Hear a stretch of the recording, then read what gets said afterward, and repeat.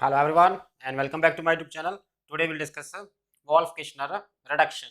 So this reaction involves the reduction of carbonyl compounds. So first point is Wolff-Kishner involves reduction of carbonyl compounds, and carbonyl compounds we have aldehydes and ketones. So Wolff-Kishner reduction involves reduction of carbonyl compounds, means reduction of aldehyde or ketones in presence of the reagent is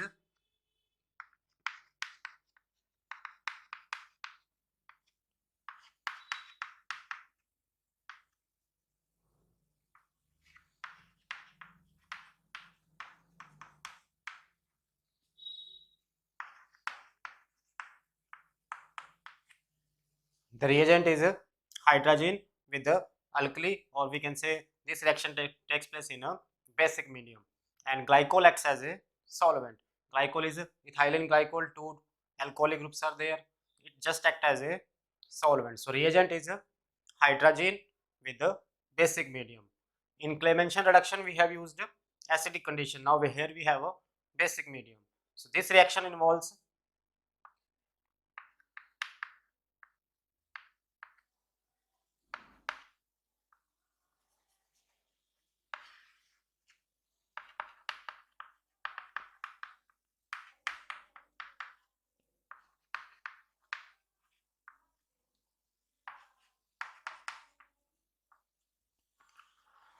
this is the general representation of a Wolff-Kishner reduction.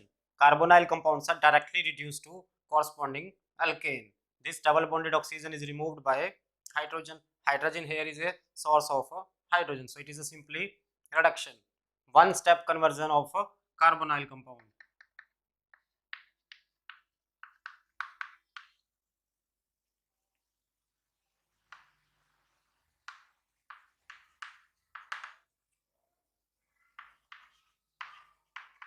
One step conversion of carbonyl compounds to alkanes. So we can simply use Wolff-Kishner reduction to reduce carbonyl compounds directly into their corresponding alkanes.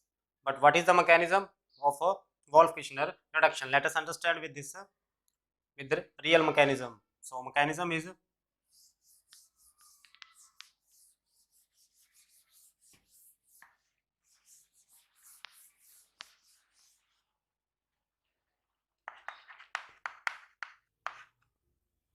for example, we have acetaldehyde.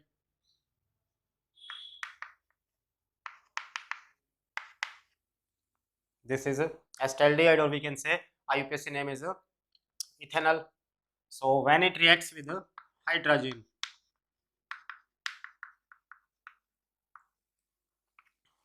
this is again hydrogen. So in first step there is removal of water. Water is removed, and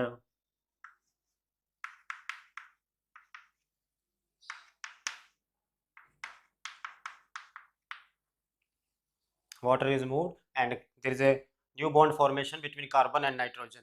Both are bonded with the double bond. So this is a hydrazone.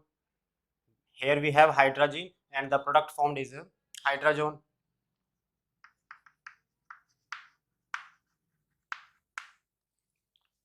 Right. So now the basic medium comes into play, and what is the role of base to abstract acidic hydrogen? Two hydrogens are there, so base will remove one by one hydrogen. So next is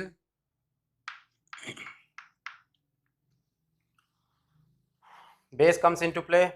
This will abstract acidic hydrogen. So we can write this structure as this.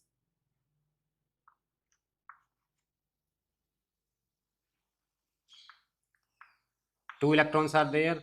Hydrogen will be removed from here, and these electrons comes to nitrogen. This OH ion will abstract hydrogen. So water is formed again. So structure we have now.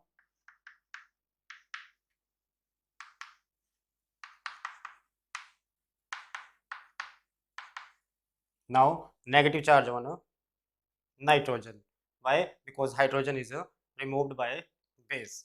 Now look the conditions. There is a resonance conditions, double bond, single bond, and negative charge present at a conjugate position. So now resonance comes into play. This negative will move towards double bond. These pi electrons will shift to carbon. So we will have structure now.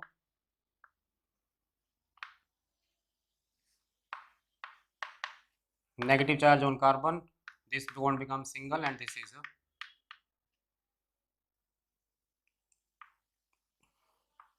a double bond. Right. So now we have this structure. Now there is a negative charge on carbon. So it will take electron. So it will take hydrogen from water.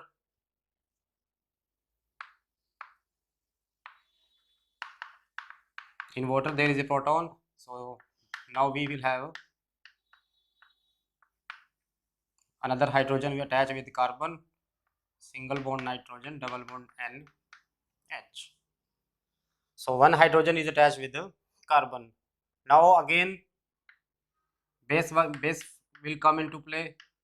It will abstract this hydrogen. So these electron will be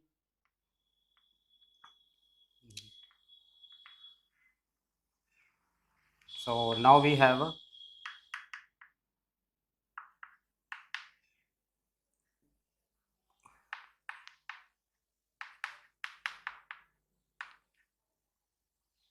now again there is a negative charge on nitrogen, and hydrogen is removed, and again water is released. Now we can see entropy will favor the formation of nitrogen gas, N2 gas will form. So these pi electron, this negative charge will come to here, and these electron will be shifted to carbon again.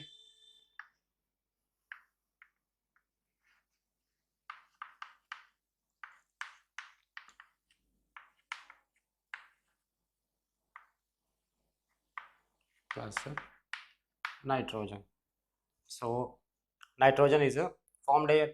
Now we have a carbon ion. It will take hydrogen from water.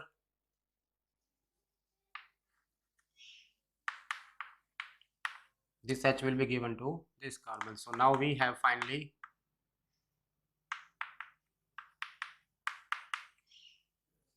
so this is the formation of ethane from ethanol. Acetaldehyde is converted into ethane. We can simply rewrite it as so this is the real mechanism of Wolff-Kishner reduction. The condition is hydrogen with the basic medium, and both are used with solvent ethylene glycol. So that is the mechanism of Wolff-Kishner reduction. I hope you would understand it. Thanks for watching.